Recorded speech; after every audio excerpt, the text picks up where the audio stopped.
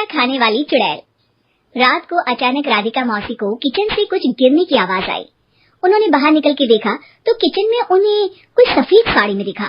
वो चीख पड़ी, हे भगवान, आलतू जलालतू आई बला को टाल तू, आलतू जलालतू आई बला को टाल तू। राधिका मौसी को चीखते सुनकर श्रवण बाहर आता है भागते हुए। अरे माँ, क्या हुआ? क्या देख लिया? दादी माँ आ गई क्या सपने में? अरे बेटा, रसोड़े में देख तो कौन है? श्रवण रसोड़े में झांक कर देखता है और उसे कोई नहीं दिखता अंदर। अब रसोड़े में तो कोई नहीं है माँ। कोई सफेद साड़ी में नहीं है क्या? नहीं माँ, कोई भी नहीं है। चिल्लम चिल्ली की आवाज सुनकर काजल भी वहाँ आ जाती है। अब क्या हो गया माँ जी? अरे बेटा, रसोड़े में एक चुड़ैल थी सफेद साड़ी में। अरे क्या कर रही थी वो अंदर? अरे बताया नहीं, कल आएगी ना तो पूछ लूंगी। चुड़ैल जी, आपका क्या प्लान है? माँ जी, रात बहुत हो गई है, आपने कोई बुरा सपना देखा होगा, चलिए सो जाइए। राधिका मौसी सोने तो चली जाती है पर उनको रात भर नींद ही नहीं आती।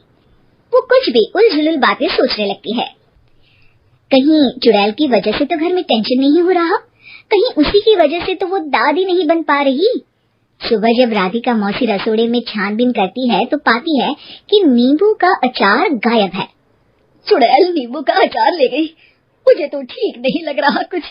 चुड़ैल को भी पता है कि जिंदगी का असली मजा तो खट्टे में ही है। राधिका मौसी झट से श्रवण को फोन कर देती है।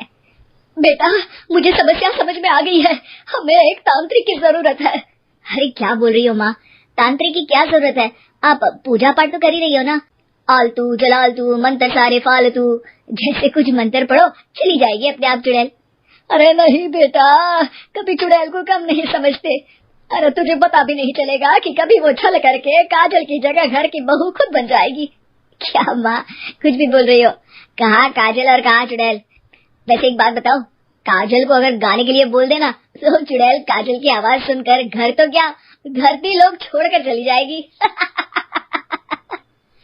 तुम ना पढ़े लिखे बच्चे हर चीज को मजाक समझते हो। तुम रहने दो, मैं खुद ही तांत्रिक को बुला लेती हूँ। अच्छा सुन, शाम को इमली लेके आना। क्या है कि चटनी खाए बहुत दिन हो गए है ना? नहीं माँ, इमली तांत्रिक से ही मंगवा लो ना, आटा वगैरह भी उसी से पिसवा लेना।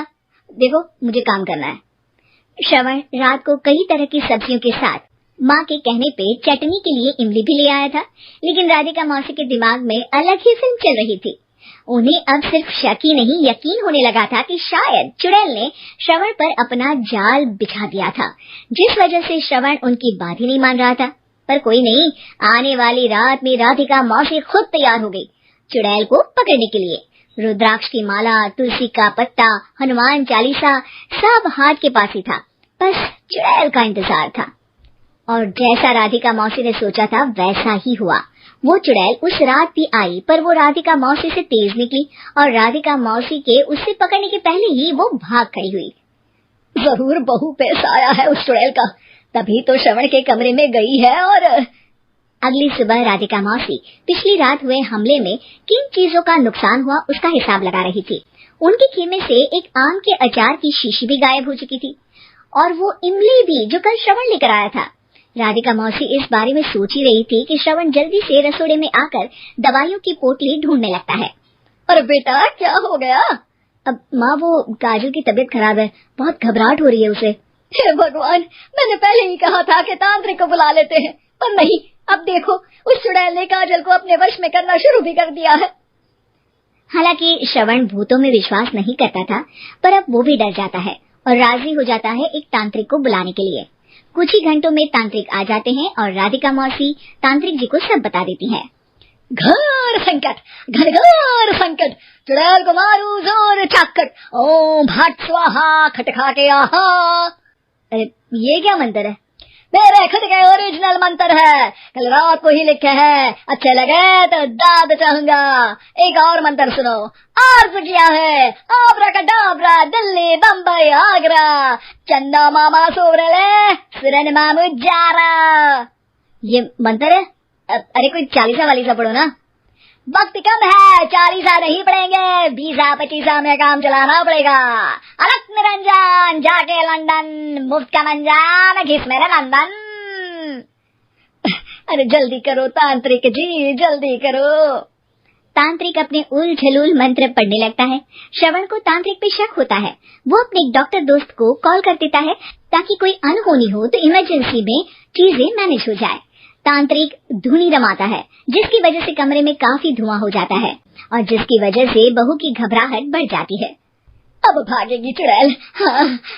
बहू खांसते हुए धुएं से बचने के लिए बाहर चली जाती है। अरे भाग रही है, भाग रही है। पीछे पीछे श्रवण भी जाता है। बहू एक सोफे पर बैठ जाती है। तभी डॉक्टर दोस्त आ जाते हैं और श्रवण को पानी लाने के लिए कहते हैं। थोड़े चेकअप के बाद डॉक्टर कहते हैं, मेरे हिसाब से जाप का काम पूरा हो गया है। क्या मतलब? अरे कुछ भी नहीं माँ, कोई चुड़ैल नहीं है, खुशखबरी है, अब दादी बनने वाली है। मगर वो सब अचार के डब्बे। श्रवण दोनों अचार के डब्बे अपनी माँ को दिखाता है, जो कि उनके बिस्तर के नीचे छुपे हुए थे। आपने सही बोला था माँ, वो चुड़ैल काजल ही थी जो खट्टा खा रही थी। हमें कल ही पता चला, पर हमने आपको ये तांत्रिक वाला काम करने दिया ताकि आपको भरोसा हो जाए कि भूत वगैरह कुछ होता ही नहीं। अच्छा अच्छा, ये तो बड़ी खुशी की बात है, पर बेटा मुझे एक झाड़ू तो ला दे। क्यों माँ? ये तांत्रिक का भूत उतारती हूँ मैं। अब तांत्रिक राधा मौसी के डर से घर से भाग निकलता है और राधा मौसी उसके पीछे भागती है। अरे संकट ये घनघोर है, तांत्रिक मुआ चोर है।